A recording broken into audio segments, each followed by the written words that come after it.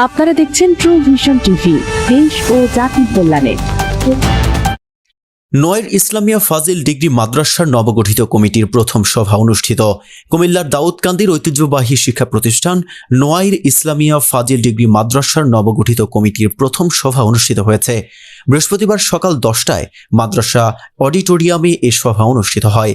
সভায় প্রধান অতিথি হিসেবে উপস্থিত ছিলেন নবনির্বাচিত কমিটির সভাপতি মোহাম্মদ মহসিন উদ্দিন গাজী। বিশেষ অতিথি হিসেবে উপস্থিত ছিলেন বিদ্যুৎসায়ী কমিটির সদস্য শফিকুল ইসলাম, অ্যাডভোকেট রাসেল রাফি, আতিকুল ইসলাম সুমন।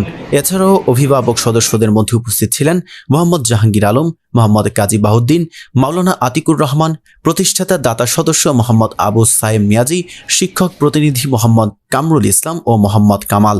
অনুষ্ঠানে সভাপতিত্ব করেন মাদ্রাসার ভারপ্রাপ্ত অধ্যক্ষ মাওলানা জসিম উদ্দিন মিয়াজি। সভায় সর্বসম্মতিক্রমে হাজী মোহাম্মদ ওয়ালিউল্লাহ তালুকদারকে সহসভাপতি হিসেবে মনোনীত করা হয়। পরে নবগঠিত কমিটির সদস্যরা প্রতিটি শ্রেণী কক্ষ পরিদর্শন করে শিক্ষার্থীদের সঙ্গে মত বিনিময় করেন।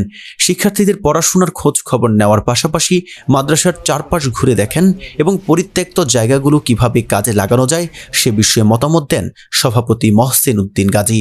এদিন মাদ্রাসায় নব যোগদানকৃত 6 শিক্ষককে ফুল দিয়ে বরণ করে নেন কমিটির সভাপতি।